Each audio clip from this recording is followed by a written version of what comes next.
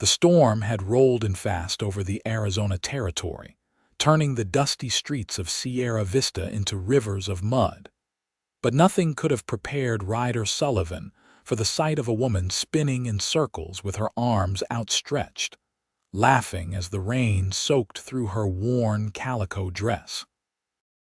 Ryder pulled his horse to a stop, rain dripping from the brim of his hat as he stared at the strange sight before him. Most folks had the sense to get inside when weather like this came through, but this woman seemed to be welcoming it like a long-lost friend. Her dark hair had come loose from whatever pins had held it, streaming down her back in wet ribbons as she tilted her face toward the sky. He dismounted, leading his paint horse closer.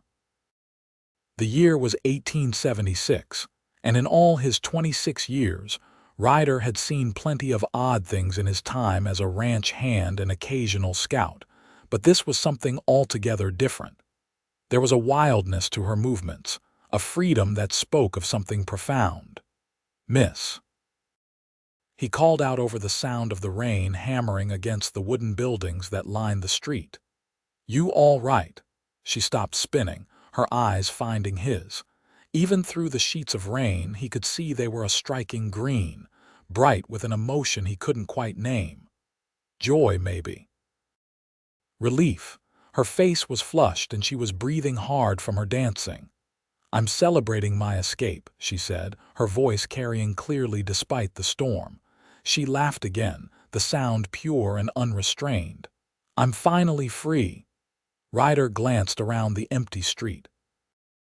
Whatever she'd escaped from, she was making no secret of her happiness about it. He noticed then the redness around her wrists, marks that spoke of restraint. His jaw tightened. "You need help, miss?" he asked, stepping closer but keeping a respectful distance. "Somewhere to go." She looked at him more carefully now, taking in his weathered face, the honest concern in his dark eyes, the way he held himself with a quiet strength. "I don't know you," she said, but there was no fear in her voice, only caution. "Name's Ryder Sullivan. I work at the Double R Ranch about 5 miles north of here. If you're in trouble, I can help." The woman studied him for a long moment, rain streaming down both their faces. Finally, she nodded. "Victoria Nielson. And yes, I suppose I could use some help, though I have no money to pay you." "Didn't ask for any," Ryder said simply. He shrugged out of his oilskin coat and moved to drape it over her shoulders. She flinched at first, then relaxed as she realized his intentions were decent. "But we should get out of this rain before we both catch our deaths. There's a boarding house just down the street, run by Mrs. Chen. She's good people." Victoria pulled his coat tighter around herself, and Ryder noticed she was shivering now, the initial euphoria of her freedom giving way to the reality of being soaked to the bone. He led his horse with one hand and gestured with the other for her to walk beside him. "What were you escaping from?" he asked as they made their way through the mud toward the boarding house. Her expression darkened. "A man who thought he owned me. Horace Daniels. He runs the saloon at the edge of town, the Lucky Dollar. He brought me here 6 months ago from Tucson, promised me work as a singer. But when we got here, he locked me in a room upstairs and told me I belonged to him now." Her voice trembled with anger and remembered fear. "He kept me there, said I was working off a debt I didn't even owe. Today, when he came in drunk, he forgot to lock the door properly. I heard it click but not catch. I waited until he passed out and I ran." Ryder's hands clenched. He knew the type. Sierra Vista was growing, drawing in honest folk trying to make a life, but also attracting men who saw opportunity in lawlessness. The territorial marshal only came through once a month, and the local sheriff was more interested in keeping the peace than administering justice for women like Victoria. "He'll come looking for you," Ryder said. "It wasn't a question." "I know," Victoria replied, "but I don't care. I'd rather die than go back to that room." They reached the boarding house, and Ryder tied his horse to the post outside before ushering Victoria up the steps. The door opened to reveal a small, neat woman in her 50s with graying hair pulled back in a bun. Mrs. Chen took one look at the bedraggled pair and ushered them inside without a word. "Benjamin," she called to someone in the back, "bring towels and hot water." She turned her sharp gaze to Ryder. "What have you gotten yourself into now, Ryder Sullivan? This is Miss Victoria Nielson." "She needs a safe place to stay," Ryder said. "Can you help her?" Mrs. Chen looked Victoria over, her eyes lingering on the marks at her wrists. Her expression softened. "Of course. Come, dear, let's get you into some dry clothes." She glanced at Ryder. "You'll be staying to explain, I presume?" "Yes, madam." Mrs. Chen led Victoria away, and Ryder was left standing in the small entrance, dripping water onto the clean floor. A young Chinese man appeared with towels and handed one to Ryder with a slight smile. Benjamin Chen, Mrs. Chen's nephew, was about 20 and worked as the handyman around the boarding house. "Another lost soul?" Benjamin asked in perfect English, though Ryder knew he also spoke Cantonese with his aunt. "Something like that," Ryder replied, drying his face and hair. "She's in trouble, Ben. The kind that won't go away easy." Benjamin's expression grew serious. "Daniels, how'd you know?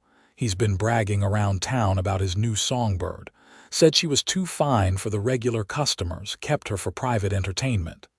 Benjamin's disgust was evident. "My aunt will help." "We both will." Ryder nodded his thanks. The Chen family knew something about persecution and kindness. They'd come to Arizona 5 years back, and despite the prejudice they'd faced, they'd built a respectable business through hard work and treating everyone fairly. Mrs. Chen returned after about 15 minutes. "She's warming up and changing. I've given her some clothes my daughter left behind before she married and moved to San Francisco. They should fit well enough." She fixed Ryder with a penetrating stare. "Now tell me everything." Ryder explained what Victoria had told him, and Mrs. Chen's expression grew grimmer with each word. "Daniels is a dangerous man," she said when he finished. "He has friends, or at least men he pays well enough that they act like friends. If he wants her back, he'll come with force." "Then we need to make sure she's protected," Ryder said. "I can take her to the ranch. My boss, Samuel Reeves, he's a fair man. We could use help in the main house, and his wife Emma has been looking for someone to help with the children and the cooking. Victoria said she has no money, but if she's willing to work, it would give her a place to stay and honest wages." "And if Daniels comes to the ranch?" Mrs. Chen asked. "Samuel doesn't take kindly to men who mistreat women. We've got enough hands who feel the same way." Ryder met her eyes steadily. "She'll be safe there, safer than in town where Daniels can watch and wait." Mrs. Chen considered this. "Let me speak with her. It should be her choice." When Victoria came down the stairs 20 minutes later, she looked transformed. The borrowed dress was simple blue cotton, clean and dry, and her hair had been toweled and braided. Without the rain and desperation, Ryder could see she was younger than he'd first thought, probably around 22 or 23. She was pretty in an understated way, with delicate features and those remarkable green eyes that seemed to hold both strength and vulnerability. "Mrs. Chen explained your offer," Victoria said, looking directly at Ryder. "Why would you help me? You don't know me." Ryder thought about how to answer. "My mother died when I was young. My father raised me and my 2 sisters on his own until he passed 5 years back. I saw how hard it was for women without protection, how some men took advantage of that. I guess I figure if I can help, I should." Something in Victoria's expression softened. "Your sisters, both married now, living good lives with decent men. One's in New Mexico, the other's up in Colorado with her husband's family." Victoria nodded slowly. I can cook and clean and sew. I can read and write too, if that's useful. I'll work hard, I promise. I just need somewhere he can't reach me. Then it's settled, Mrs. Chen said. You'll go with Ryder to the ranch. But tonight you stay here. The storm hasn't let up and the roads will be treacherous in the dark. Morning will be soon enough.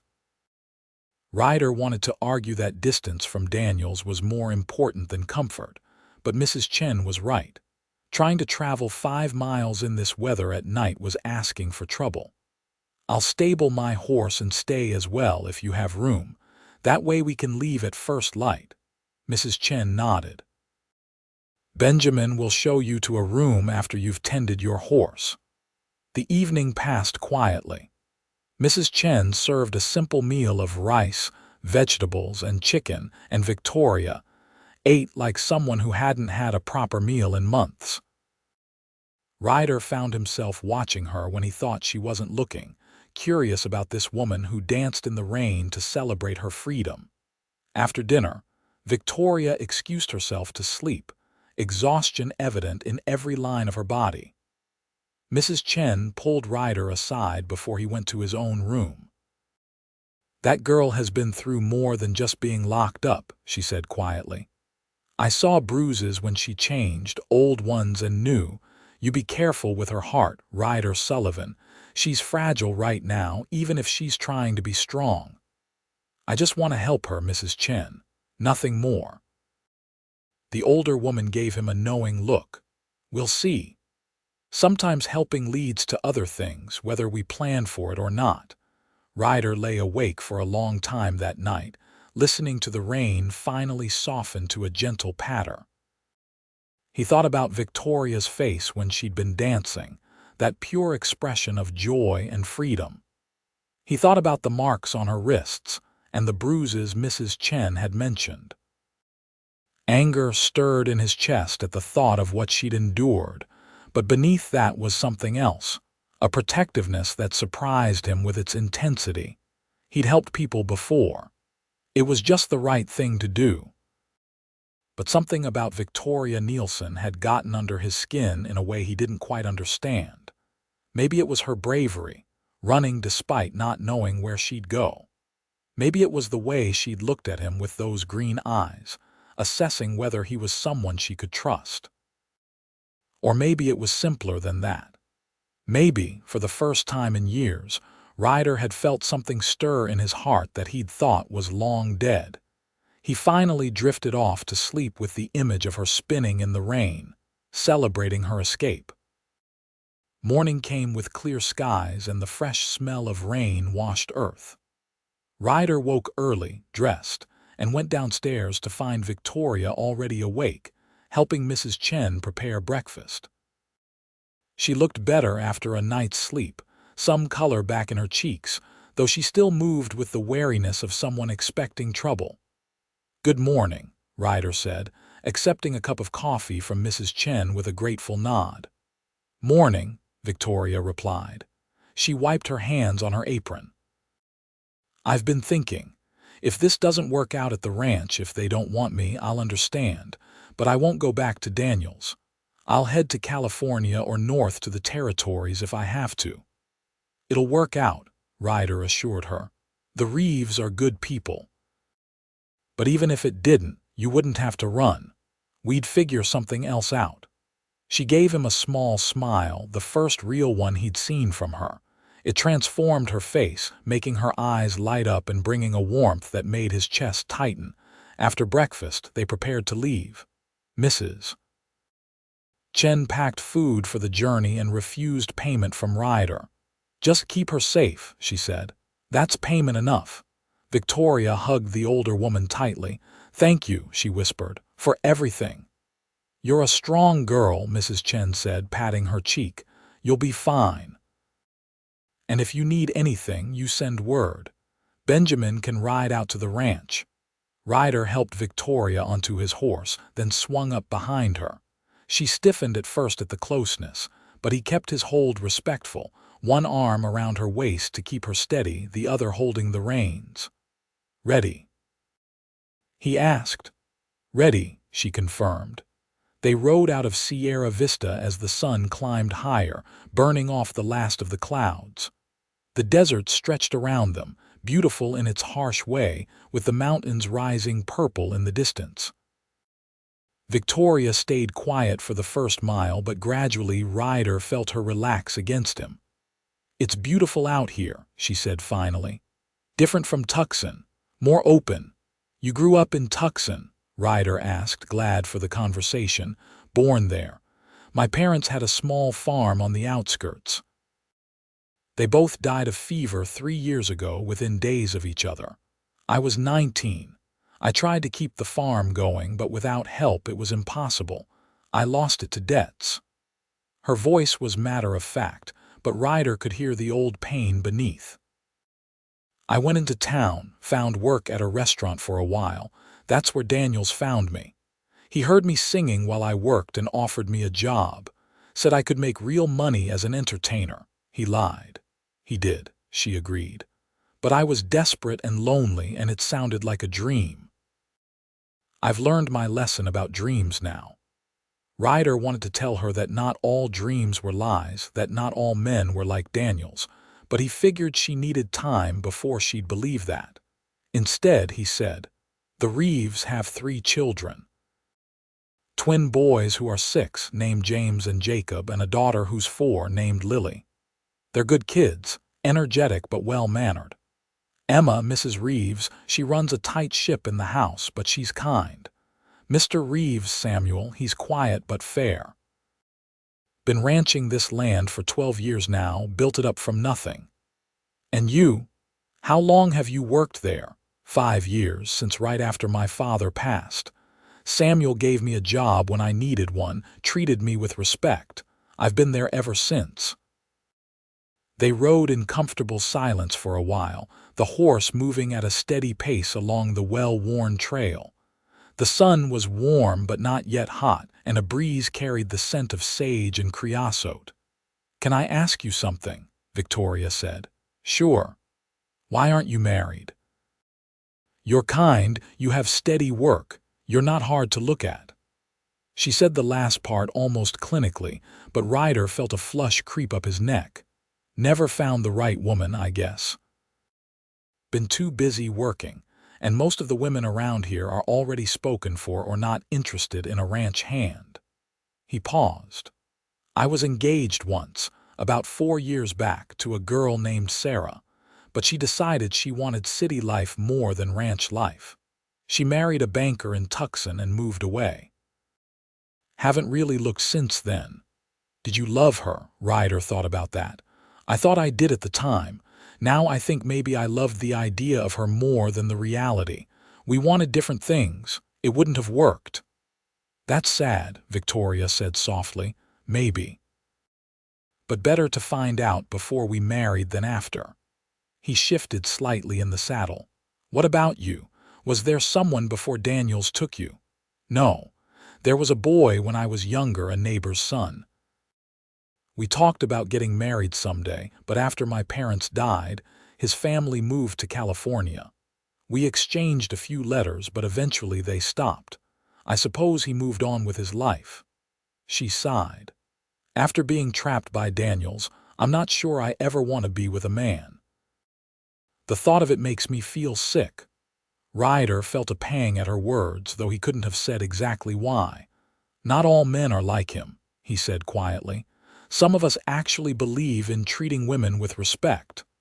"I'm starting to see that," Victoria admitted. "You've been nothing but kind to me, and you barely know me. It's strange, after so long around cruelty, to encounter kindness again." They reached the ranch around mid-morning. The double R spread across a wide valley, with the main house sitting on a slight rise, a sprawling structure of wood and adobe that had been expanded over the years as the family grew. Several outbuildings dotted the property, including a large barn, a bunkhouse for the hands, and various storage sheds.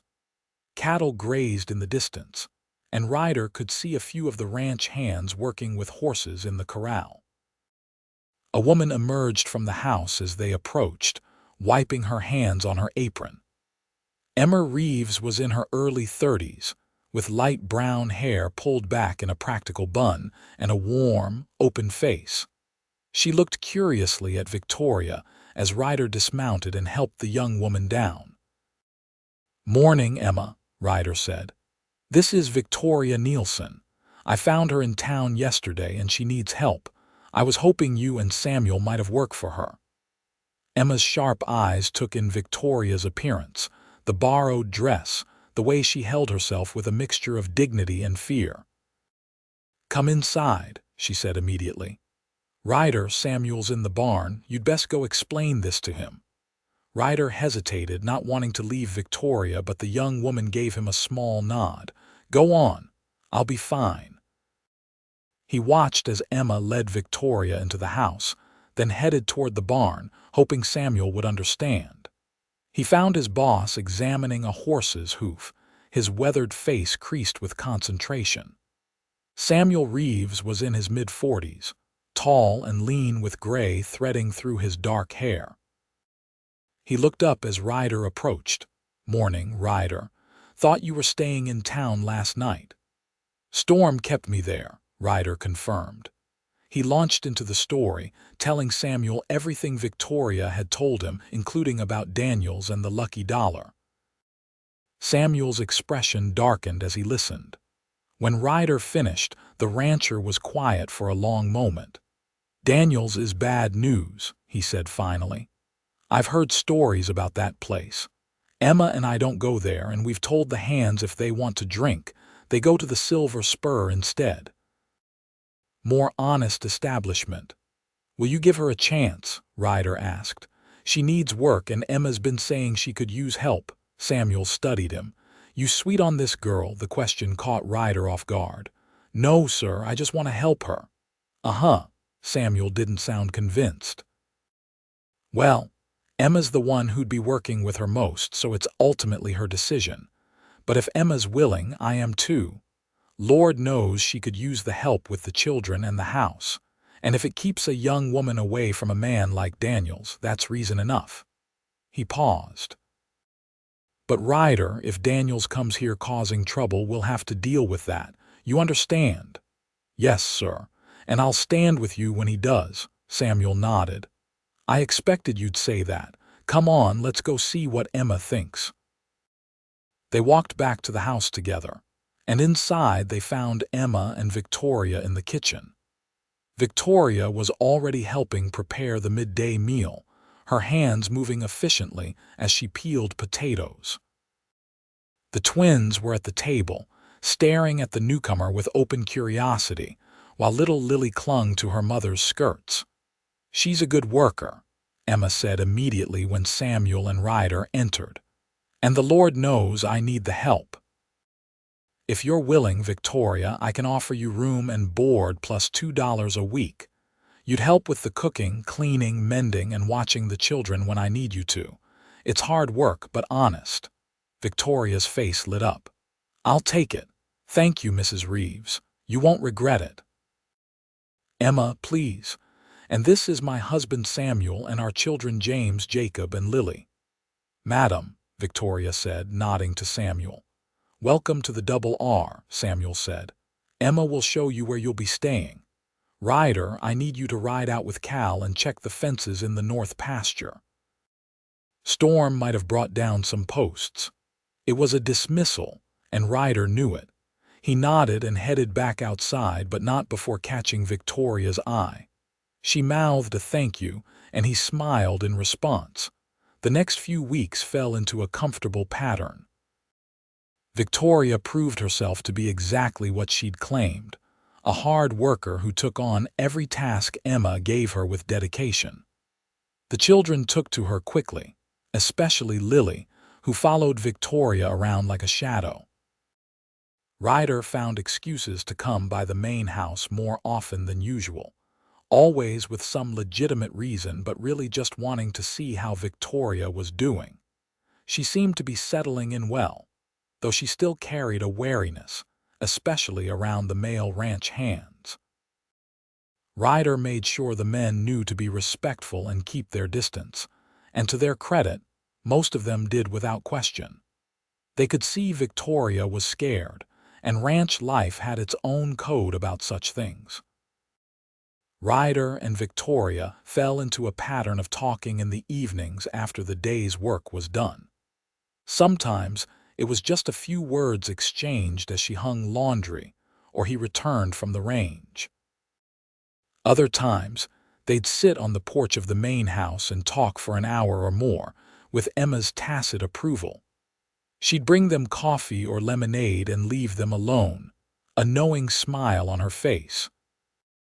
"Tell me about your sisters," Victoria asked one evening as they watched the sun set over the mountains, painting the sky in shades of orange and pink. Ryder leaned back in his chair, relaxed. "Ruth is the oldest. She's 28 now, married to a shopkeeper in Santa Fe. They have 2 kids, a boy and a girl. She writes every few months, seems happy. She was always the practical one growing up, kept me and Margaret in line after Ma died. And Margaret, she's 24, just a couple years older than you. She married a rancher up in Colorado, a good man named Thomas. They're trying to start their own place. She was always the wild one, wanting to ride and rope alongside the men. Drove Pa crazy, but he loved her spirit." Ryder smiled at the memory. "She would have liked you, I think. You've got that same strength she has, that refusal to let circumstances break you." Victoria was quiet for a moment. "I don't feel very strong most days. I feel scared and angry and lost." "Being scared doesn't mean you're not strong," Ryder said. "You ran when you had the chance.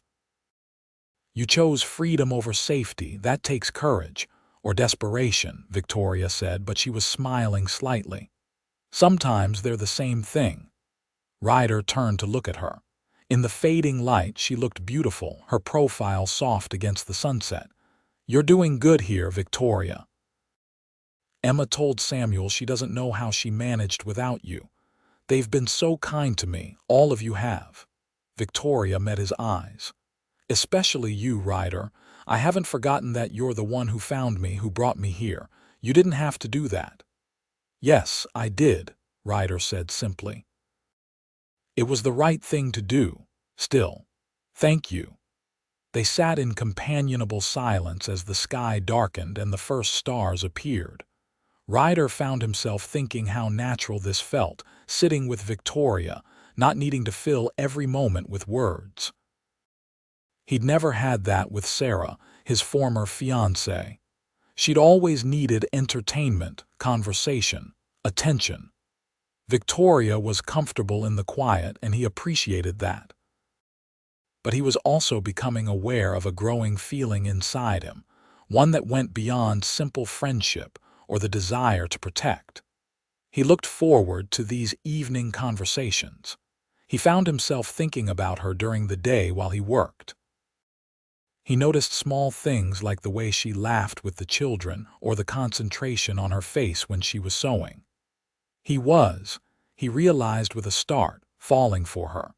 The problem was, he had no idea if she felt anything similar, or if she even could after what she'd been through. She was comfortable with him now, that much was clear, but comfort wasn't the same as attraction or love.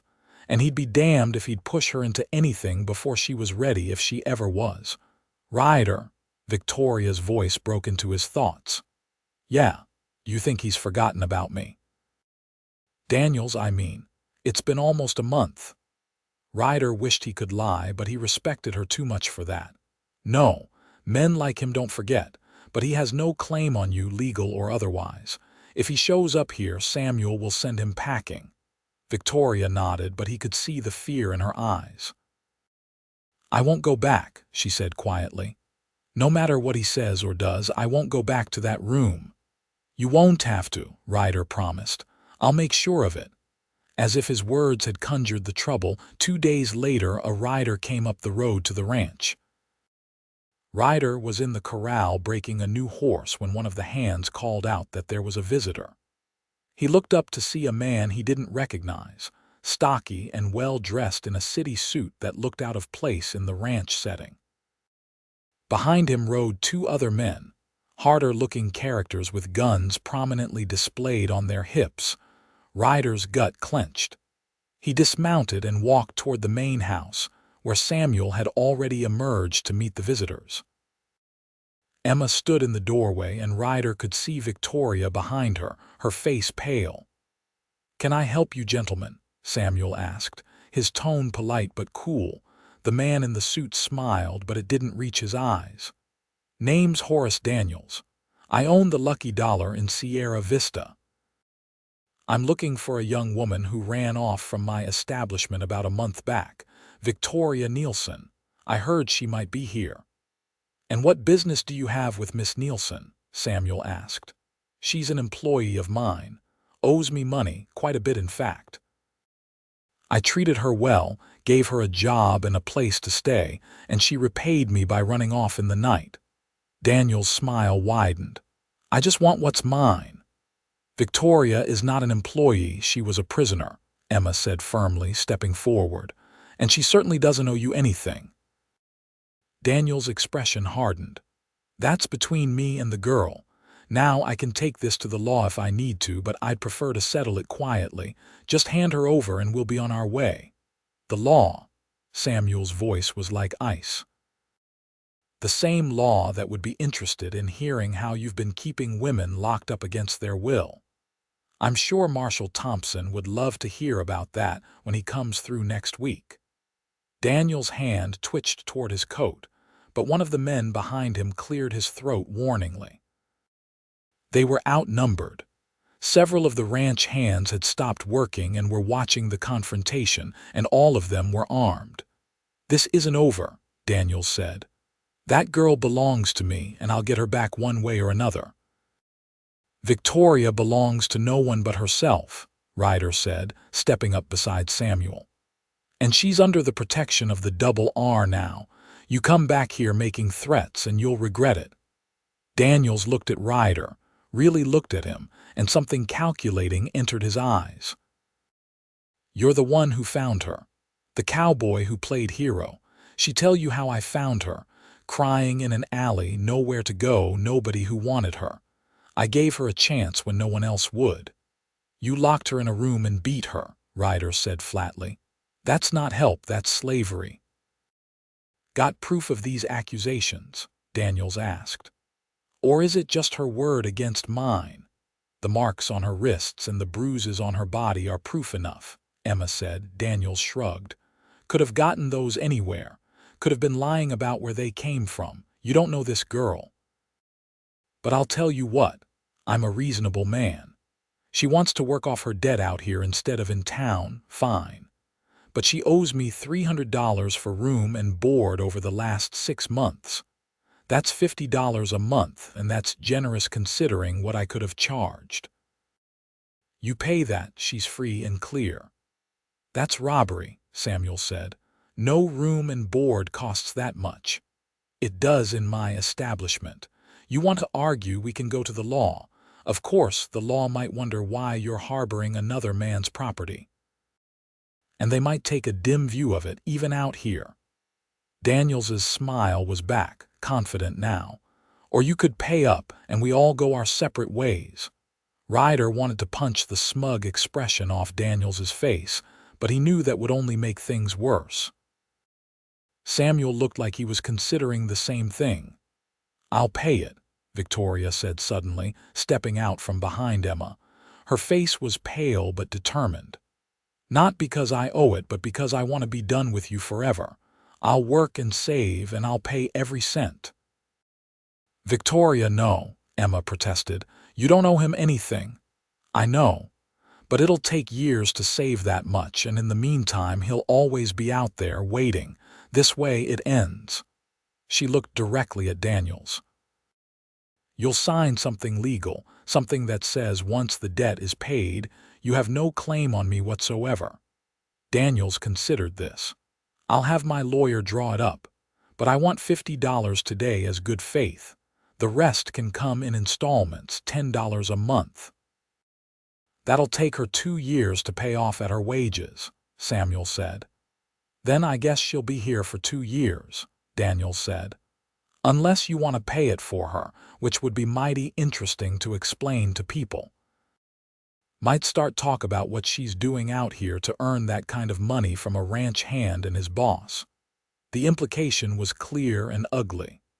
Ryder took a step forward, his fists clenched, but Samuel put a restraining hand on his arm.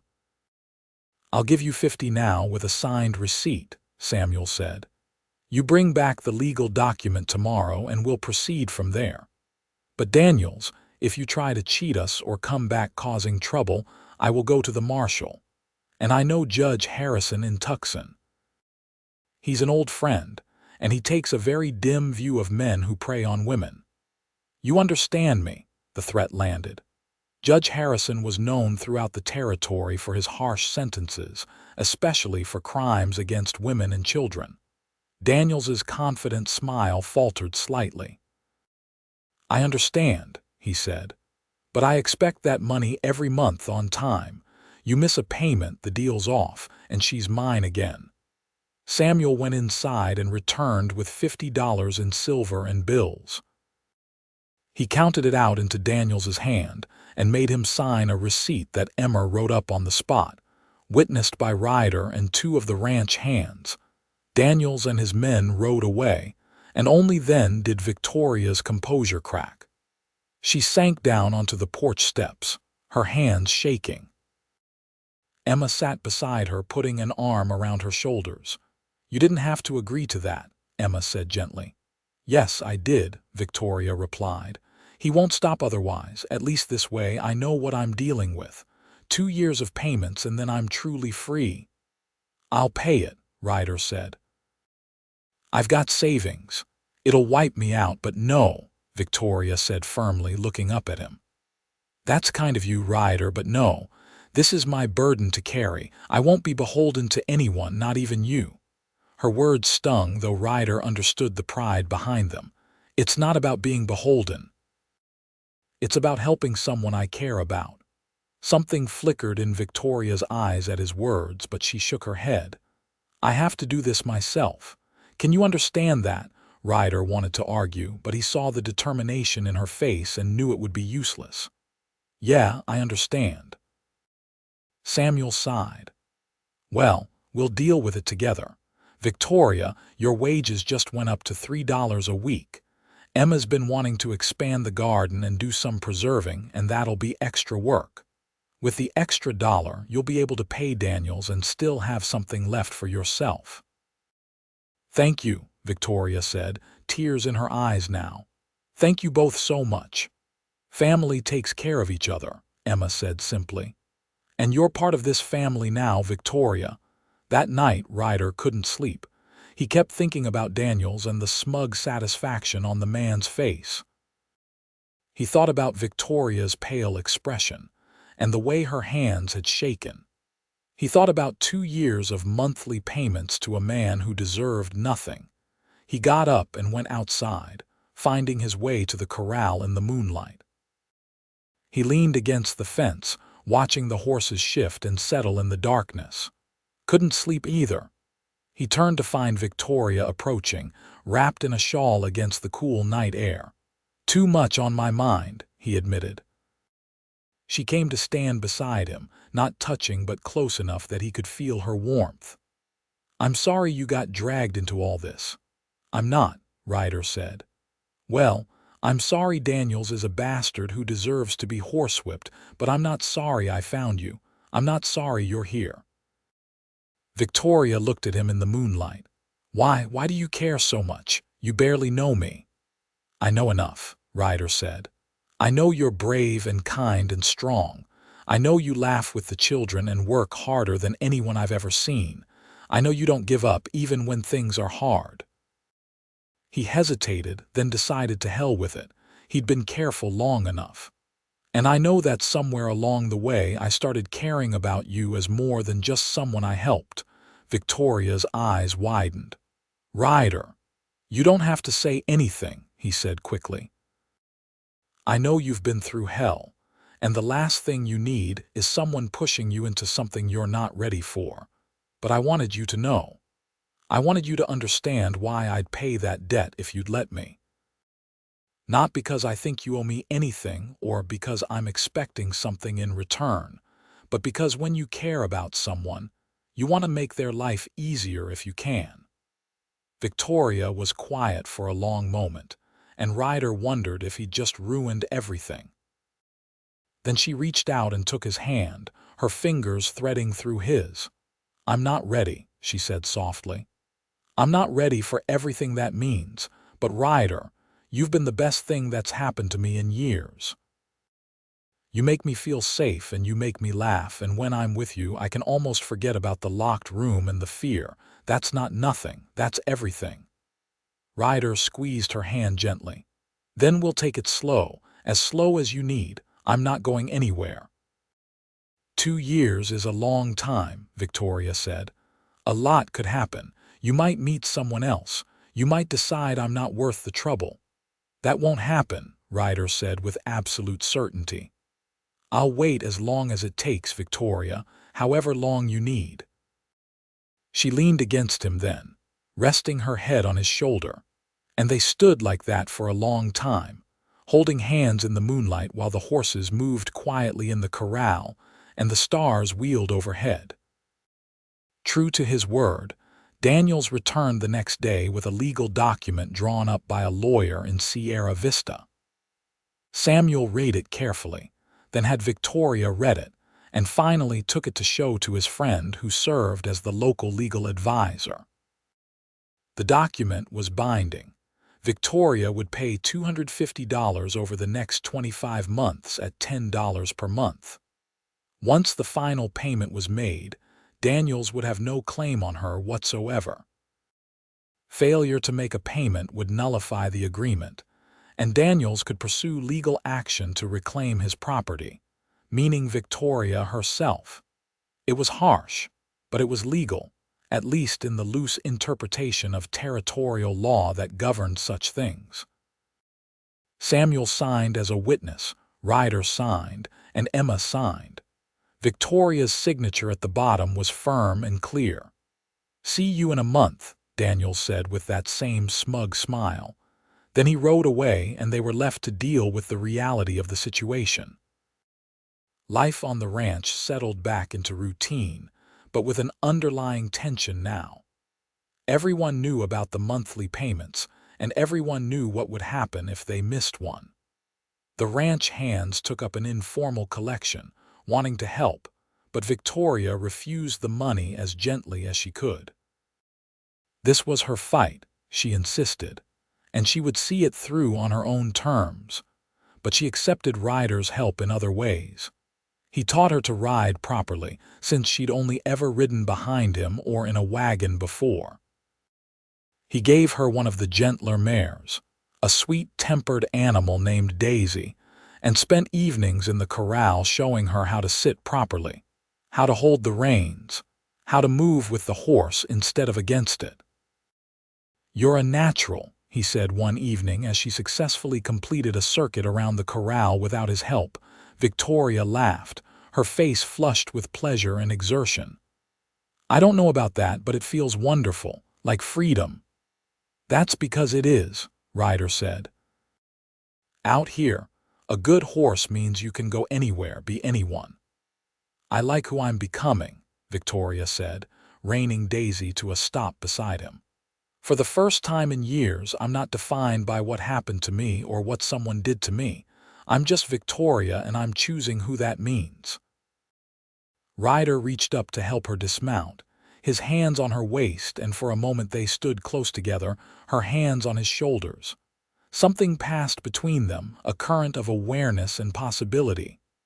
"Victoria," Ryder started, but she put a finger to his lips. "Not yet," she whispered. "But soon, maybe. I'm starting to think about maybes again, Ryder. That's because of you." The months passed. Summer gave way to fall and fall to winter. Victoria made her payments to Daniels every month without fail, though it meant she had almost nothing left for herself. Emma sewed her new dresses anyway, claiming she needed the practice. Samuel made sure there was always extra food. The ranch hands fixed her boots when they wore through and gave her an old but serviceable coat, when the weather turned cold. Ryder gave her things too, but carefully, always with plausible explanations. A book he'd finished reading that he thought she might enjoy. A pretty ribbon he claimed his sister had sent him by mistake. Small things that wouldn't make her feel like charity, but that showed he was thinking of her. They grew closer as the months went by. It was a slow building thing, layers of trust and affection added one upon another until Ryder couldn't imagine his life without her in it. They still talked in the evenings when time permitted. They rode together on Sundays, exploring the ranch and the surrounding countryside. Victoria would pack a lunch, and they'd find a shady spot to eat and talk and simply be together. She told him more about her childhood, about parents who'd loved her and taught her to read and value herself. He told her about his father's last days, about how the old man had made him promise to look after his sisters and be a good man. They talked about hopes and dreams, about the kind of life they wanted to build. "I used to dream about having a family," Victoria admitted one Sunday afternoon as they sat by a small stream, watching the water run over smooth stones. "A husband who loved me, children, a house of our own. After Daniels, I thought that dream was dead. But lately I've been thinking about it again." Ryder's heart pounded. "And what do you think?" "I think maybe it doesn't have to be dead," Victoria said, turning to look at him. "I think maybe with the right person I could have that life after all." "Victoria," Ryder said, taking her hand, "I need you to know something. I'm not a rich man. I'm just a ranch hand, and I'll probably never be more than that. I have some savings and I'm good at what I do, but I can't offer you a fancy life in a city or fine dresses and jewelry."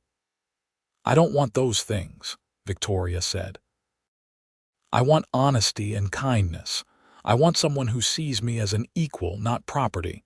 I want someone who makes me feel safe and happy. You've given me all of that, Ryder. You've given me more than I ever thought I'd have again." "Then let me give you more," Ryder said. "When your debt is paid, when you're truly free, I want to court you properly. I want to take you to dances in town and introduce you as the woman I'm hoping to marry. I want to build a life with you, Victoria, if you'll have me." Tears spilled down Victoria's cheeks, but she was smiling. "Yes," she whispered. "Yes, I'll have you. I think I've been yours for months now, Ryder. I was just too scared to admit it." Ryder pulled her close, and she came willingly into his arms. He held her carefully as if she were something precious, and she rested her head against his chest, listening to the steady beat of his heart. "I love you," he said softly. "I know it might be too soon to say it, but it's true. I love you, Victoria Nielson." "It's not too soon," she said, looking up at him. "Because I love you too. I fought it for so long, thinking I couldn't trust these feelings, couldn't trust any man. But you've shown me every day that you're different, that not all men are like Daniels. You've given me back my ability to trust, to hope, to love." Ryder kissed her then, gentle and careful, and she kissed him back.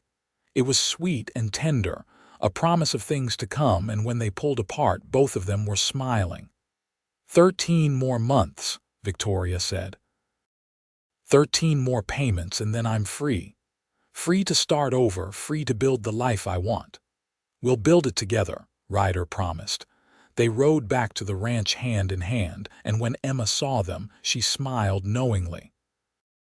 That night at dinner, she announced that there would be a dance in town next month to celebrate the new year of 1877, and perhaps Ryder would like to escort Victoria. "If she's willing," Ryder said, looking at Victoria. "I'd love to," she said, and the happiness in her voice made everyone at the table smile.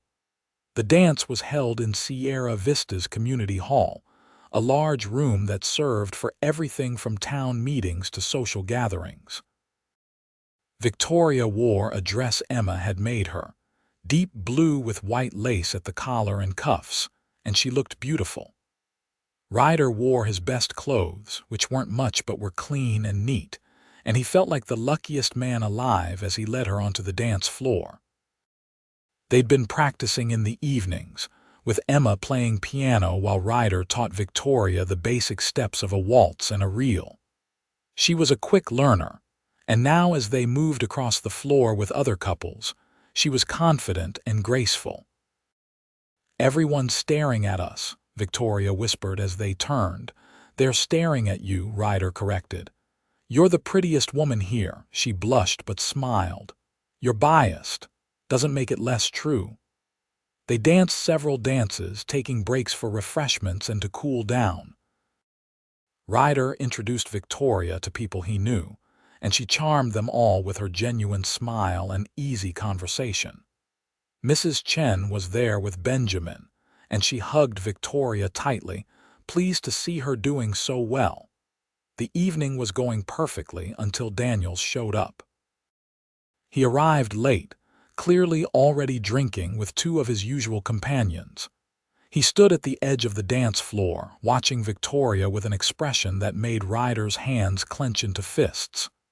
"Ignore him," Victoria said quietly, though her face had gone pale. "It's a public dance. He has as much right to be here as anyone." "That doesn't mean I have to like it," Ryder said. They tried to continue enjoying themselves, but Daniels's presence cast a shadow over the evening. He didn't approach directly, but his eyes followed Victoria wherever she went. Finally, as the dance was winding down, he intercepted them as they were getting ready to leave. "Miss Nielson," he said with exaggerated politeness, "you're looking well. Ranch life must agree with you." "Mr. Daniels," Victoria replied coolly, "if you'll excuse us, we were just leaving." Of course. I just wanted to remind you that your payment is due in 3 days. Wouldn't want you to forget." "I haven't forgotten," Victoria said. "The payment will be there just like all the others." Good. Daniels's eyes slid to Ryder. "And how's the cowboy?" "Still playing knight in shining armor." "I'm fine," Ryder said evenly. "And I'm not playing at anything." "No, seems to me you've taken quite an interest in my former employee. Hope you know what you're getting into. She's damaged goods, you know, not exactly wife material." Ryder moved before he could think, his fist connecting with Daniels's jaw with a satisfying crack. The man stumbled backward, and his companions reached for their guns, but Samuel and several ranch hands who'd been watching stepped forward, their hands on their own weapons. "I think it's time for you to leave, Daniels," Samuel said quietly, "before this gets any uglier." Daniels wiped blood from his split lip, his eyes murderous. "That's assault. I could have you arrested. And I could tell everyone here exactly what you do at the Lucky Dollar," Emma said, appearing at her husband's side. "How you trap women and force them to work for you. I wonder how many people would still do business with you then." A murmur went through the crowd that had gathered. Daniels looked around and saw the condemnation on people's faces. He might have power through money and intimidation, but the good people of Sierra Vista didn't like men who hurt women. "This isn't over," he said, pointing at Ryder and Victoria. "I'll get what's owed to me one way or another." He left, his men following, and slowly the tension in the room eased. Several people came up to express their support for Victoria, and more than one man told Ryder that Daniels had been asking for that punch for a long time. But as they rode home in the wagon Samuel had brought, Ryder couldn't shake the feeling of dread. Daniels wasn't the type to let an insult go, and Ryder had humiliated him in public. There would be consequences. "I'm sorry," he said to Victoria. "I shouldn't have hit him." "I'm not sorry," Victoria replied, taking his hand. "He deserved it. But Ryder, be careful, he's dangerous." "I know," Ryder said. "But so am I when someone threatens what I care about." The winter deepened, and with it came hard work and harder weather. The ranch hands worked to keep the cattle fed and protected from the cold. And in the house, Victoria, Emma, and the children stayed warm and busy with indoor tasks. The payments to Daniels continued without incident. Though each time they had to ride into town to deliver the money, Ryder went along, armed and watchful. Spring came late that year, but when it finally arrived, it brought with it a sense of renewal.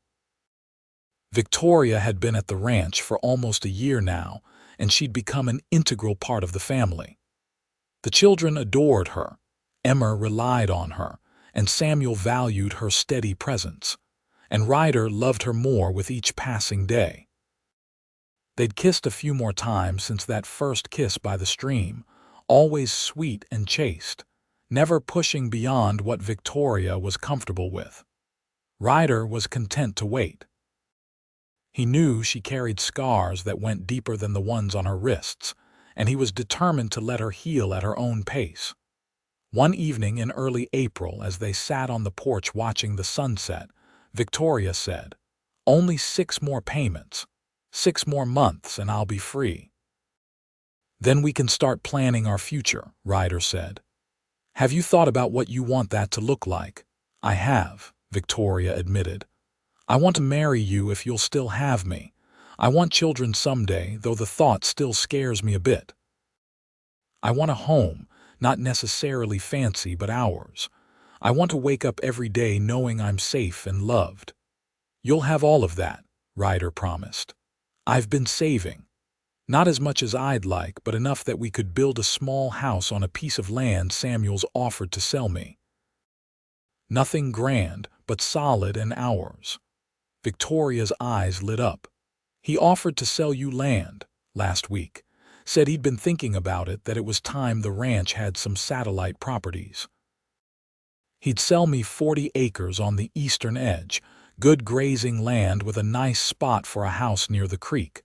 I could still work for the ranch, but we'd have our own place, our own herd eventually." "That sounds perfect," Victoria said. "Like a dream." "Then let's make it real," Ryder said. 6 more months until your debt is paid. We'll marry in the fall when the weather's nice. Emma can help you make a dress, and we'll have the ceremony here with everyone we care about. Then we'll start building our life together." Victoria kissed him, and this time there was more passion in it, more promise. "Yes," she said when they pulled apart. "Yes to all of it." But fate, it seemed, had other plans. 2 months later, in June, Daniels came to the ranch again. This time he brought the law with him, in the form of Deputy Wheeler from Sierra Vista. The deputy was young and clearly uncomfortable with his errand, but he had papers in his hand. "Miss Nielson," Deputy Wheeler said, "Mr. Daniels says you've missed a payment." "That's a lie," Victoria said immediately. "I paid him 4 days ago, just like always. He signed the receipt." "Do you have the receipt?" the deputy asked. Victoria's face went pale. "It's inside, I'll get it." She ran into the house and returned with the receipt book where she kept careful track of all her payments. She flipped through it frantically, then her hands stilled. "It's not here," she whispered. "The last receipt is from May, not June." "I never gave you a receipt," Daniels said smoothly. "Because you never made a payment. You missed your deadline, Miss Nielson, which means our agreement is void. You're mine again." "You're lying." Victoria's voice rose. "I paid you. I gave you the money 4 days ago at the Lucky Dollar, just like always. You took it and said everything was fine." "Can you prove it?" Daniels asked. "Any witnesses? Anyone who saw you make this supposed payment?" Victoria's mouth opened, then closed. Ryder had been out on the range that day. She'd ridden into town alone, as she'd done every month, to make the payment. There'd been no one else in Daniels's office when she'd paid him. "You took the money and kept the receipt," Ryder said, fury building in his chest. "You planned this." "That's a serious accusation," Deputy Wheeler said. "Do you have proof, Ryder?" "Just the fact that Victoria has paid every single month for the past 10 months without fail. Why would she miss this one?" "Maybe she decided she was tired of paying," Daniels suggested. "Maybe she thought if she stopped, you'd all protect her from the consequences. Or maybe you're a lying cheat who's trying to steal her freedom," Emma said hotly. "Madam, I understand you're protective of the girl, but the fact is, without proof of payment, the agreement states she's in default." Deputy Wheeler looked genuinely sorry. "Miss Nielson, you need to come with us. At least until this gets sorted out with a judge." "No," Victoria said, backing away. "No, I won't go. I won't go back to that room. I'd rather die." "Nobody's dying," Samuel said firmly. "Deputy, surely we can sort this out without taking her anywhere. Let us look into this. Maybe someone in town saw her make the payment. We'll find proof." "That's reasonable," Deputy Wheeler agreed. "I'll give you 3 days to find evidence, but Mr. Daniels, you'll need to agree to that." Daniels pretended to consider. "Fine, 3 days. But if you can't prove she paid, she comes with me. That's the law." After they left, Victoria collapsed onto the porch steps, shaking. "He's going to win," she said. "He planned this perfectly. There's no proof because he made sure there wasn't any. In 3 days, I'll have to go back to him." "No," Ryder said fiercely, kneeling beside her. "We'll figure something out. We'll find a way." But over the next 3 days, despite their best efforts, they found nothing. Ryder and Samuel rode into town and spoke to everyone they could find. No one had seen Victoria make her payment. The few people who'd been at the Lucky Dollar that day hadn't seen her go upstairs to Daniels's office. It was as if she'd never been there. Ryder even went to the lawyer who'd drawn up the original agreement, but the man refused to help, saying it was a matter between Daniels and Victoria and the courts. Mrs. Chen and Benjamin tried to help, asking around the Chinese community, but they found nothing useful. On the morning of the 3rd day, Victoria dressed carefully in one of her better dresses. "I won't give him the satisfaction of seeing me broken," she said, though her hands shook as she braided her hair. "I'll go back to that room, but I won't let him break my spirit. Not again." "I'm not letting you go," Ryder said. "We'll run. We'll take horses and supplies and head north to Colorado to my sister. She'll help us." "Then you'd be a fugitive too," Victoria said. "And eventually they'd catch us and you'd go to jail. I won't let that happen, Ryder. I won't destroy your life to save mine." "My life isn't worth living without you in it," Ryder said desperately. Victoria kissed him softly. "Then you'll have to find a way to get me back legally. But Ryder, if he hurts me, if he does what I know he's planning to do, you can't blame yourself. This isn't your fault. It's his and only his." When Deputy Wheeler arrived with Daniels, the whole ranch turned out. Samuel was there, his face grim. Emma was crying openly. The ranch hands stood in a silent, angry line. The children clung to their mother, confused and upset. "Time's up," Daniels said. "And I'm told there's no proof of payment. So, Miss Nielson, you'll come with me now." Victoria stepped forward, her head high despite the fear in her eyes. Ryder moved to follow, but Samuel held him back. "You go after them now, you'll end up in jail or dead," Samuel said quietly. "Let me handle this. I'm riding to Tucson today to see Judge Harrison. He's not in session, but he owes me a favor. I'll get an emergency hearing." "That could take weeks," Ryder protested, "or it could take days." "Trust me, Ryder. I won't let that bastard keep her." Ryder watched as Victoria was led to Daniels's carriage, watched as she climbed inside without looking back. Daniels smiled at him before climbing in after her, a smile of pure triumph. "I'll kill him," Ryder said flatly. "If he touches her, I'll kill him." "Get in line," Samuel replied. "But first we try the legal way. Come on, we need to get ready to ride to Tucson." They left within the hour, Samuel and Ryder pushing their horses hard to make the 60-mile journey to Tucson. They arrived exhausted late that night and found lodging at a small hotel. First thing in the morning, Samuel went to Judge Harrison's home. Judge Harrison was a stern man in his 60s with white hair and piercing blue eyes. He listened to Samuel's story with growing anger, asking pointed questions and taking notes. "This is why I hate these informal agreements," he said when Samuel finished. "They leave too much room for men like Daniels to exploit women who have no power. If what you're telling me is true, this man has essentially enslaved this girl."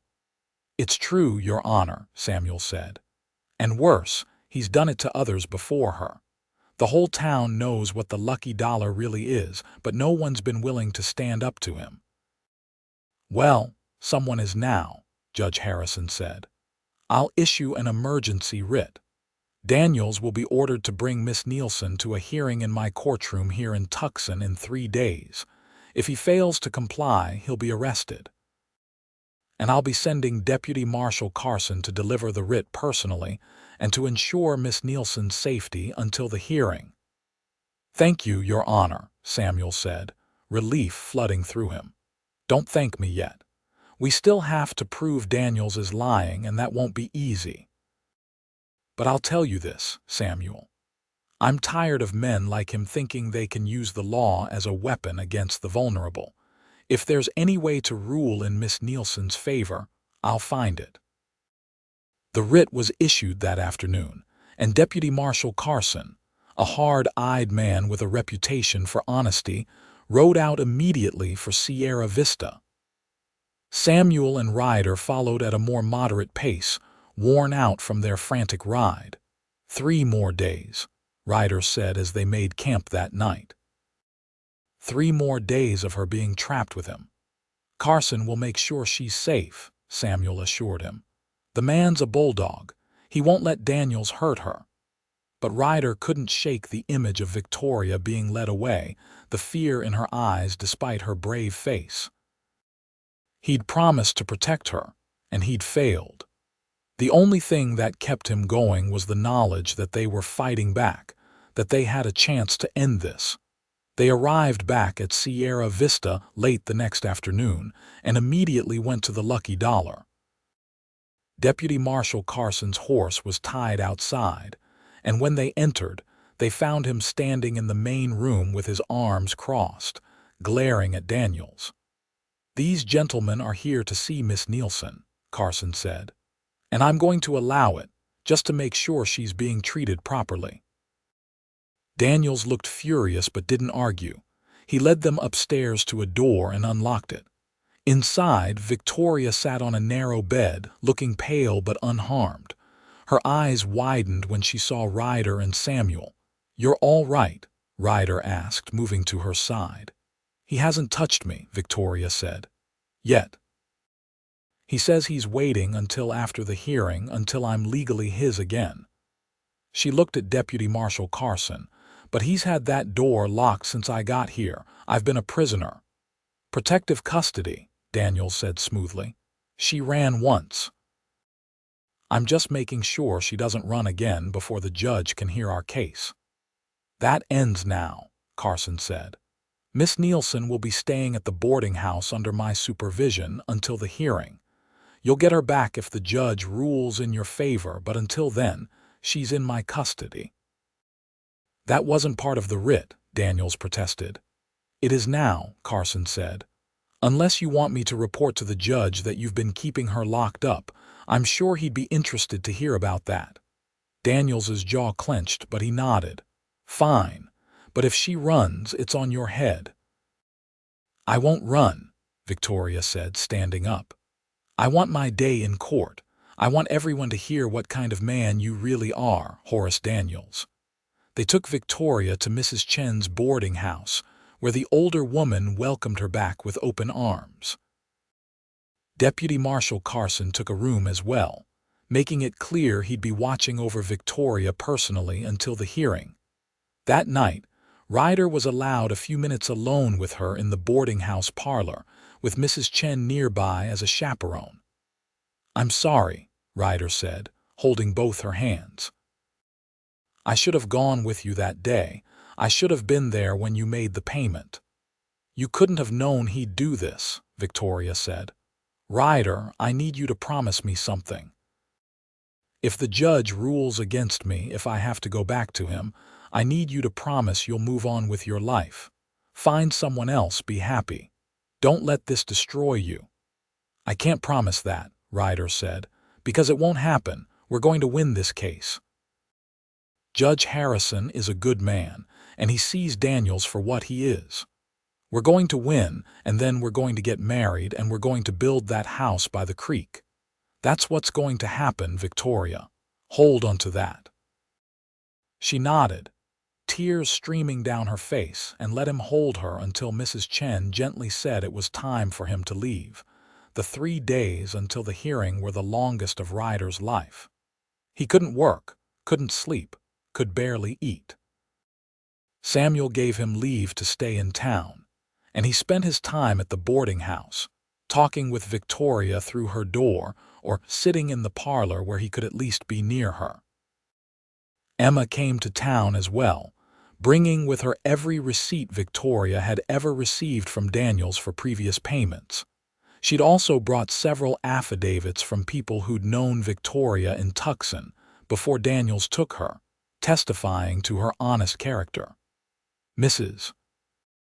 Chen added her own testimony about Victoria's state when Ryder had first brought her to the boarding house, including detailed notes she'd made about the marks on Victoria's wrists and the bruises she'd seen. Finally, the day of the hearing arrived. They all traveled to Tucson together in 2 wagons. Samuel and Emma, Ryder and Victoria, Deputy Marshal Carson, Mrs. Chen, and Benjamin. They arrived the evening before and stayed at the hotel, with Carson keeping watch outside Victoria's room all night. The hearing was held in Judge Harrison's courtroom, a dignified space with high ceilings and walls lined with law books. Daniels arrived with his lawyer, a slick man from Phoenix named Garrett.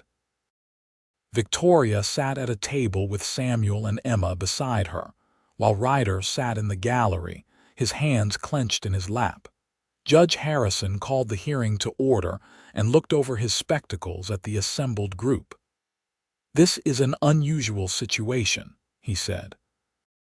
"We have a contract dispute, but underlying that is a question of whether the contract itself was made in good faith and executed fairly. Mr. Garrett, you may present your client's case." Garrett stood and laid out Daniels's position. That Victoria had failed to make her June payment, that there was no record of payment, and that according to their agreement, this meant she was in default and subject to his custody until the debt was settled. "Furthermore," Garrett said, "my client has been publicly accused of kidnapping and slavery, accusations which are damaging to his reputation and business. He asks that the court not only enforce the original agreement, but also award damages for defamation." Judge Harrison's expression didn't change, but Ryder saw his eyes narrow slightly. "And do you have evidence of this alleged defamation?"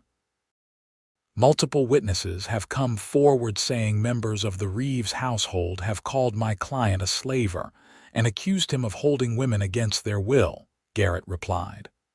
"I see. And Miss Nielson, or rather, who's representing Miss Nielson?" Victoria stood. "I'll speak for myself, Your Honor." Judge Harrison looked at her with something like approval. "Very well. Tell me your side of this story, young woman, and start from the beginning." Victoria took a breath and began. She told the whole story, from how Daniels had recruited her in Tucson with false promises, to how he'd locked her in a room at the Lucky Dollar and kept her there for months. She described the conditions, the fear, the abuse. She told about escaping in the rain and meeting Ryder, about finding safety at the ranch, about the agreement she'd made just to be free of Daniels. "And the June payment?" Judge Harrison asked.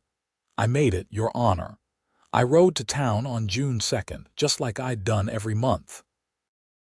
I went to Mr. Daniels's office above the saloon. I gave him $10, and he counted it in front of me. He said everything was in order, and I started to leave. Then he called me back and said he'd forgotten to give me the receipt. But when I turned around, he said actually he must have been mistaken, that he'd already given it to me and I should check my pocket. I was confused, but I checked. and there was nothing there. He said I must have dropped it and ushered me out quickly. I looked for the receipt on the stairs and in the street, but I couldn't find it. I thought maybe I'd lost it, but now I realize he never gave it to me. He took my money and kept the receipt so he could claim I never paid. That's absurd, Daniels said, standing up. Why would I do such a thing? Because you wanted her back, Ryder said, unable to keep quiet any longer. Because she got away from you and you couldn't stand it. Order, Judge Harrison said mildly. Young man, you'll have your turn to speak. Mr. Daniels, sit down. He looked at Victoria. Do you have any proof of this claim? Any witnesses who saw you make the payment? No, Your Honor, Victoria said, her voice breaking slightly. There was no one else there. That's why he did it when he did it. He made sure there were no witnesses. Judge Harrison leaned back in his chair. This is a difficult situation. We have two conflicting stories and no objective evidence to support either one. However, he fixed Daniels with a hard stare. I am troubled by several things. First, Miss Nielson has a perfect record of payment for 10 consecutive months. It strains credulity that she would suddenly decide to stop paying when she was more than halfway through her obligation. Second, the original agreement itself is troubling. A debt of $300 for 6 months of room and board is excessive, especially given the descriptions of the conditions Miss Nielson was kept in. She was an employee, Daniels protested. The room was provided as part of her wages. And yet she never received wages, did she? Judge Harrison asked. She was told she was working off a debt. That sounds less like employment and more like indentured servitude, which is illegal in this territory. He shuffled through his papers. I've also received testimony from Mrs. Chen, a respected businesswoman in Sierra Vista, describing Miss Nielson's condition when she first arrived at the boarding house. Marks consistent with restraint, bruising consistent with physical abuse. How do you explain that, Mr. Daniels? The girl is clumsy, Daniels said. She was always running into things. I see. And the marks around her wrists. Did she run into something with both wrists simultaneously? Garrett cleared his throat.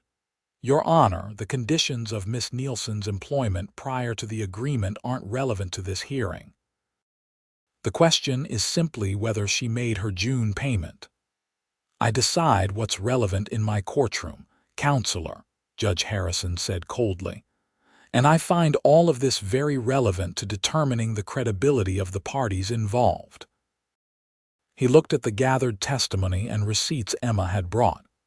Miss Nielson, you've kept careful records of all your payments. May I see them? Victoria handed over her receipt book, and the judge examined it carefully. He looked at each receipt, studying the handwriting and the details. These receipts are all signed by Mr. Daniels, he noted, and they all follow the same format. Same handwriting, same wording.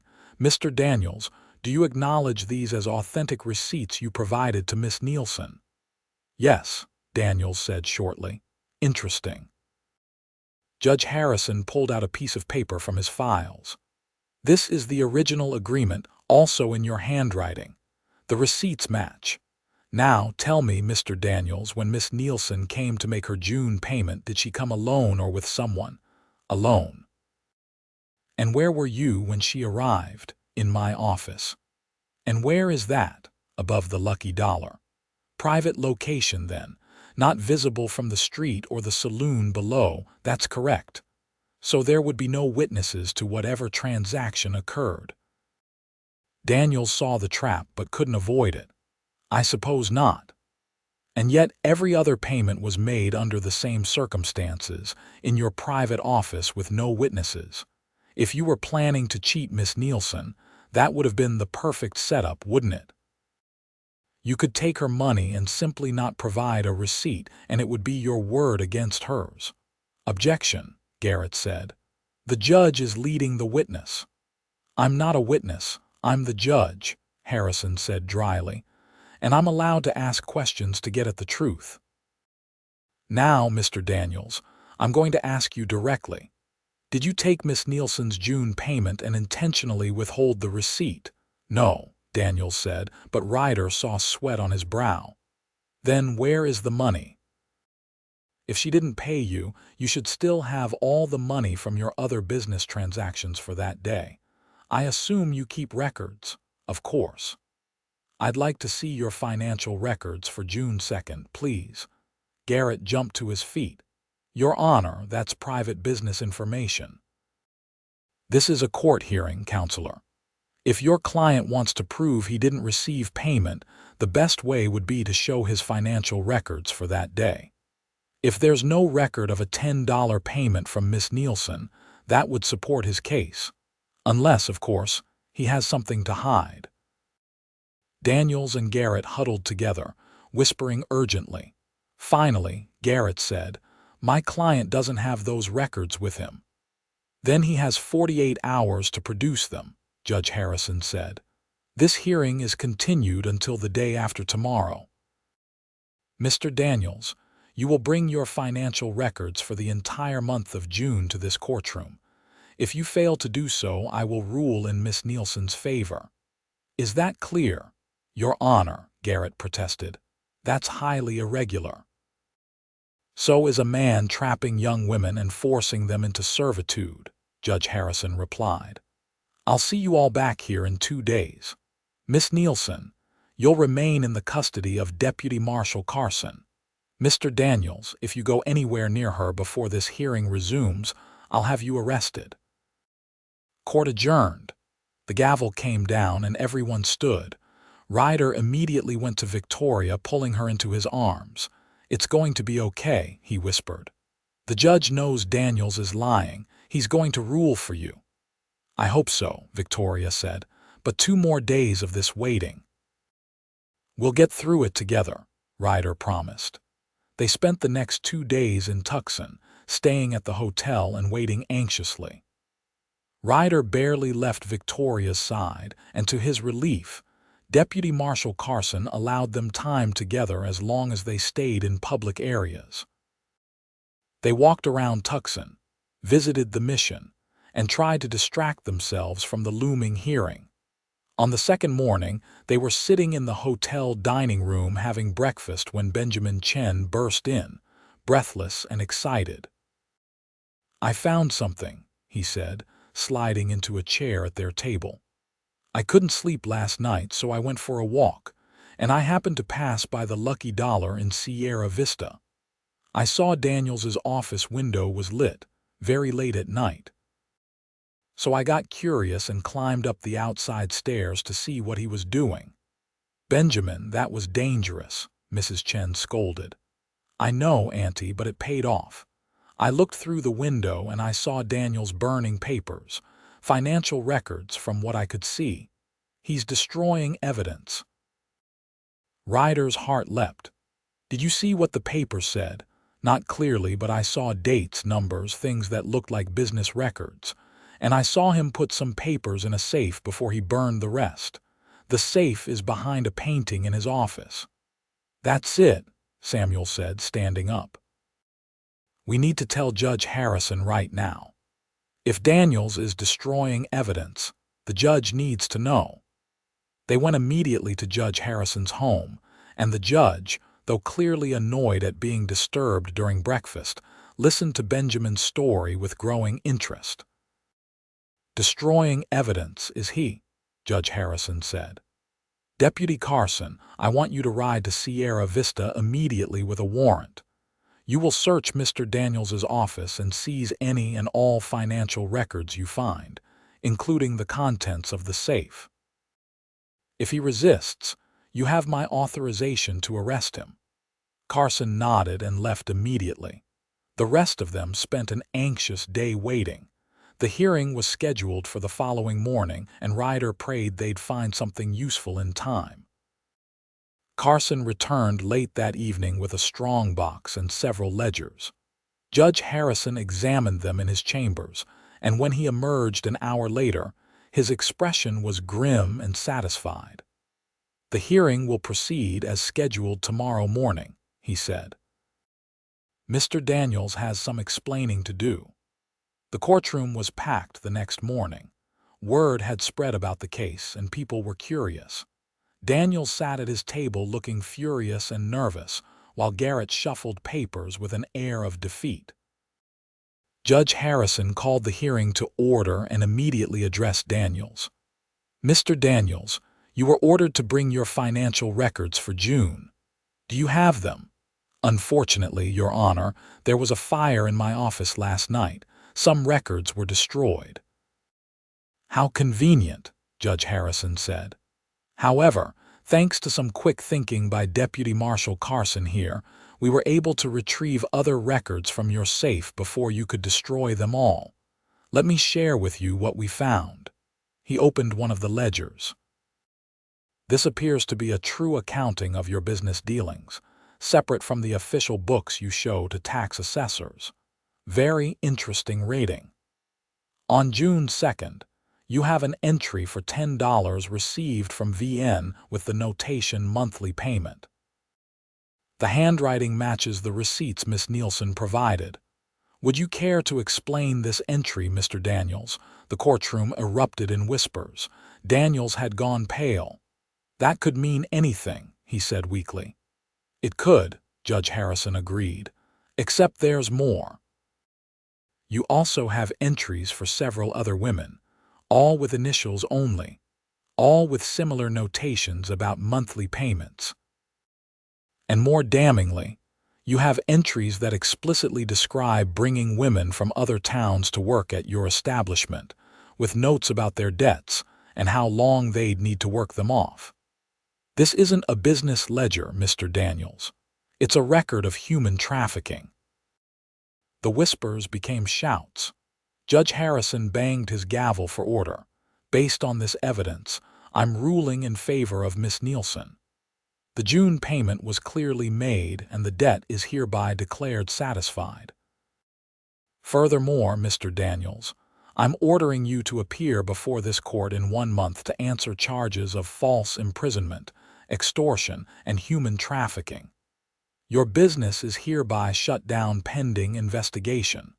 Deputy Carson, take him into custody." Daniels exploded from his seat. "This is a travesty. That woman is my property and you can't just, Deputy, remove this man before I hold him in contempt," Judge Harrison said coldly. As Carson led Daniels away in handcuffs, still protesting, the judge turned to Victoria with a kind expression. "Miss Nielson, you're free. The agreement is void, the debt is considered paid in full, and Mr. Daniels has no claim on you whatsoever. I'm sorry for what you endured, and I hope you can find peace going forward. This court also orders Mr. Daniels to pay you restitution in the amount of $300 for the payments you made under false pretenses. Those funds will be held in trust until his other legal matters are settled." Victoria stood, tears streaming down her face. "Thank you, Your Honor." "Thank you so much. Thank me by living a good life, young lady. That's the best revenge against men like Daniels." Outside the courthouse, Victoria was immediately surrounded by the group from Sierra Vista. Emma hugged her tightly and Samuel shook her hand with genuine warmth. Mrs. Chen and Benjamin were beaming, and even Deputy Carson cracked a rare smile. But it was Ryder who Victoria turned to, throwing herself into his arms with a sob of relief and joy. "It's over," she said. "It's really over. It's over," Ryder confirmed, holding her close. "You're free, Victoria. Truly free." She pulled back to look at him, her face radiant despite the tears. "Then I have something to say. Ryder Sullivan, I love you. I want to marry you and build that house by the creek and have babies with you and grow old together, if you'll still have me." Ryder laughed, a sound of pure happiness. "If I'll still have you, Victoria, you're everything I've ever wanted. Yes, I'll marry you, today, tomorrow, whenever you want." "Let's give it a few weeks," Victoria said, laughing through her tears. "I want to do this right." I want a real wedding with all our friends there. I want to wear a beautiful dress and say my vows in front of God and everyone. I want it to be perfect."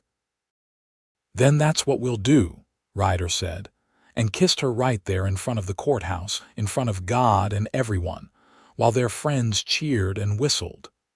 They married 6 weeks later in September of 1877 at the Double R Ranch.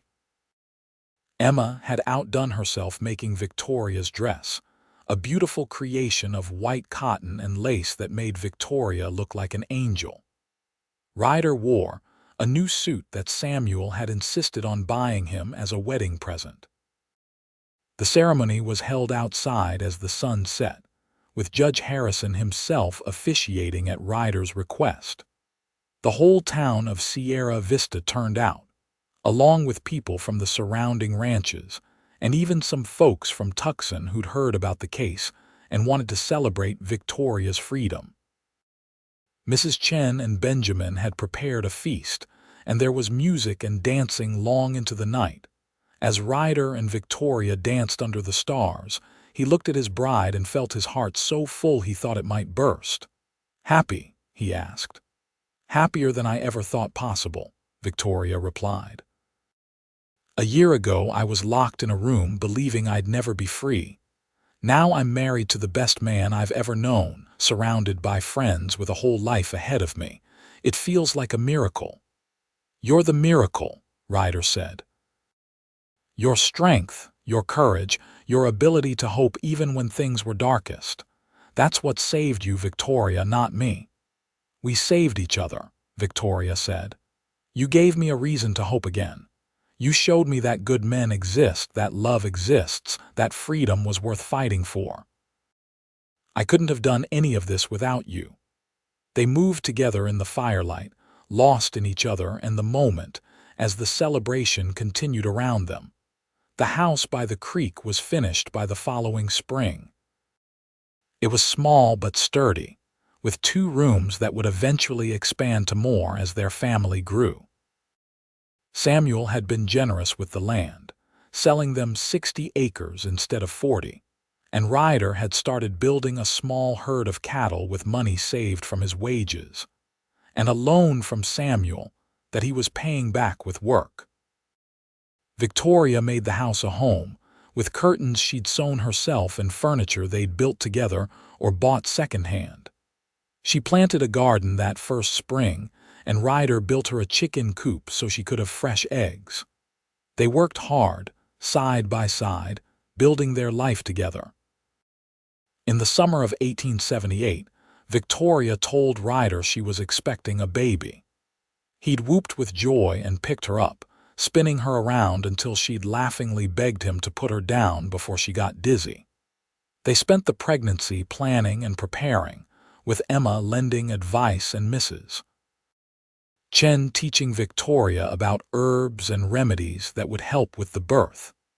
Their son was born in March of 1879, a healthy boy with his father's dark hair and his mother's green eyes.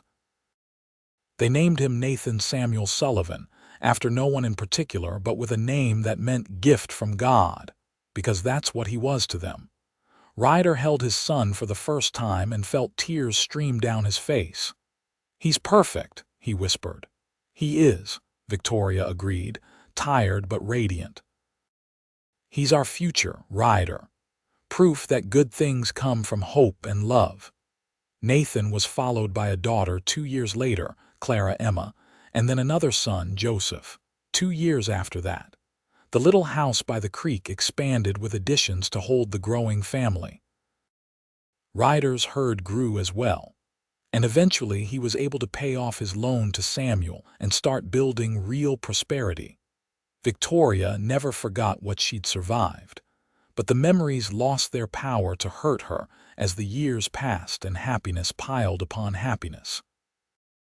She became known in the area as a woman of great compassion, always willing to help other women who found themselves in difficult situations.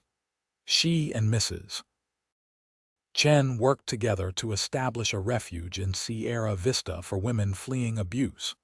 funded partly by the restitution money Victoria had eventually received after Daniels's assets were sold. Daniels himself was sentenced to 15 years in territorial prison for his crimes. The investigation had uncovered 6 other women he'd trapped over the years, and all of them testified against him. His saloon was sold, and the new owners turned it into a respectable establishment. As for Ryder and Victoria, they grew old together in that house by the creek, surrounded by children and eventually grandchildren. They never forgot that rainy day when they'd met, when she'd been dancing to celebrate her escape and he'd been the stranger who'd stopped to help. On their 25th wedding anniversary, Ryder woke before dawn and found Victoria already awake, standing at their window looking out at the creek. "Couldn't sleep?" he asked, coming to stand behind her and wrap his arms around her waist. "I was thinking about the day we met," Victoria said, leaning back against him. "How scared I was, how uncertain of everything, how you saw me at my worst moment and decided to help anyway." "Best decision I ever made," Ryder said. "Mine too," Victoria replied. "Trusting you changed my life, Ryder. It gave me everything I have now. Our children, our home, our life together.